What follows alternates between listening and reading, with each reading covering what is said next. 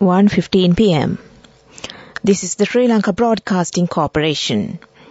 The news edited by Catherine Pereira and read by Geethanjali Ramanayaka. The headlines. The President says intelligent human resources should decide whether to leave the country or not in the face of current economic challenges. Railway assistant guards on strike ordered to report to work. 49,000 persons have been affected by the prevailing rainy condition. Some groups are trying to take political and personal gains amidst the economic crisis in the country.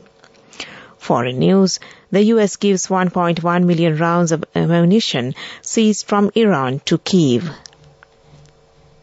News in detail. President Ranil Wickremesinghe said country's human resources must be mobilized to free Sri Lanka from the current economic challenges and lead to a competitive economy, and the educated and intelligent human resources must decide whether to leave the country or not in the face of challenges. The President stated that observing the global situation shows that many changes may occur in the world in the next 5 years, and pointed out that even developed countries may face economic challenges in the future. President Ranil Wickremesinghe expressed these views while participating in the Sir General John Kotlawala Defence University's annual graduation ceremony held on Wednesday the 4th at the BMICH in Colombo. The leave of all railway assistant guards have been cancelled with immediate effect, the railway reported a short while ago. Accordingly, all railway assistant guards who are scheduled to work today have been ordered to report to work before 12 noon, the General Manager of Railways said. Train services were disrupted after an unanticipated strike was launched by railway assistant guards on Wednesday, the 4th, after an assistant guard was allegedly assaulted by a security guard at the Maligawatha railway yard. Meanwhile, railway underguards have called off their strike after a successful discussion with the respective authorities. The discussion, which took place this morning, the 5th of October, was attended by the representatives of the Ceylon Railway Guards Union and other railway trade unions, Transport State Minister Lasantha Alagiwanna, and Sri Lanka Railway officials. This news broadcast comes to you from the Sri Lanka Broadcasting Corporation. Director of Irrigation Department SPC Sugiswara says that there can be a severe flood situation in the low-lying areas if 150 millimeters of rain is experienced to the water sources of Nilwala, Kalu, Ging, Kalani rivers and the Attanagalu Oya in the future. Heavy rains will be experienced in the western, Sabragamua, southern and the northwestern provinces as well as in the Kandy and Nuwara districts today. 49,000 persons have been affected by the rainy condition. Nearly 12,000 families in the 12 districts have also been affected by the inclement weather. State Minister Shehan Semasinghe says that some groups are trying to take political and personal gains amidst the economic crisis in the country. They want to sabotage the support given to rebuild the country. Incorrect information are on social media in this regard. Participating in the Dasadesin Hatha program of the SLBC, he said that the first installment of the IMF was received in March and the reconstruction program are implemented after the 30th of June. The main aim of the government is to increase the state income. And that ends local news for now. The main news story is brought to you by Sinhala Mahatmya. Chairman of the Livestock Development Board, Professor H.W. Cyril, says that a program has been organized to mark the 50th anniversary of the National Livestock Development Board. It will be held at the Malsiripura Animal Husbandry Farm in Kurunegala on the 6th and the 7th of this month. The employees who have worked for more than 25 years at the board will also be commended. And that was the main news story. The main news story was brought to you by Sinhala Mahatmya. On to Watchlight this afternoon. The deadline for accepting applications to enroll students to the state universities for the academic year 2022-2023 will end today, the 5th, says the University Grants Commission, UGC.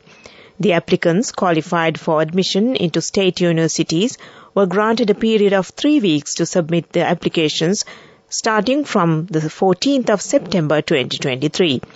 Accordingly, the deadline for the acceptance of applications will not be extended further, Chairman of the UGC, Professor Sampath Amaratunge said.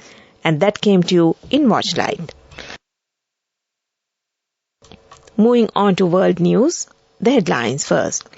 US gives 1.1 million rounds of ammunition seized from Iran to Kyiv. Interim House Speaker evicts 2 senior Democrats from Capitol.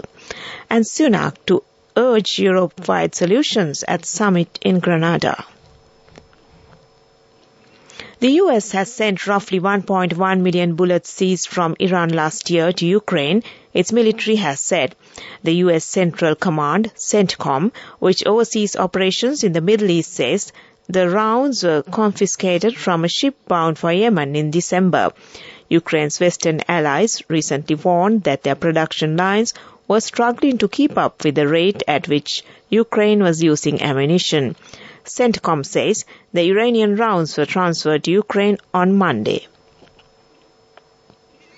Nancy Pelosi and a long-time Deputy Steny Hoyer have been ordered to leave their workplaces in the U.S. Capitol by Acting House Speaker Patrick McHenry.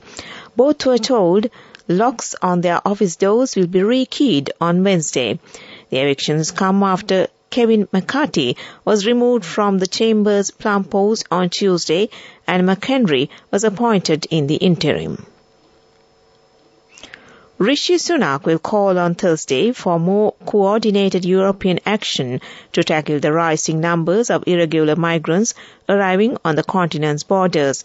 At a special summit of European leaders in Spain, the Prime Minister will say the situation is immoral and unsustainable.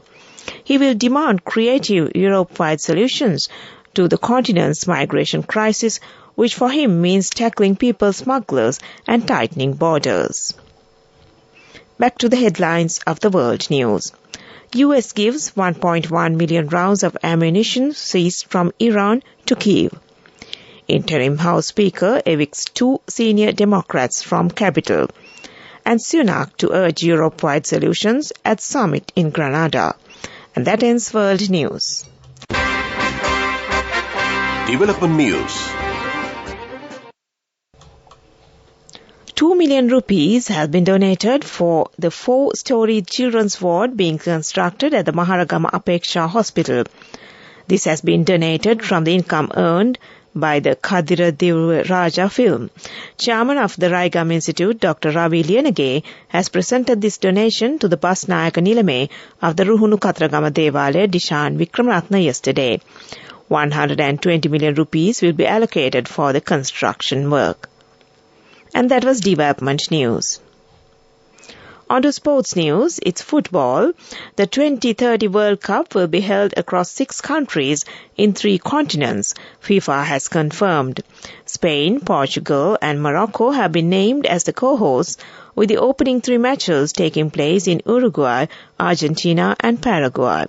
The opening matches in South America are to mark the World Cup centenary, as it will be 100 years since the inaugural tournament in Montevideo.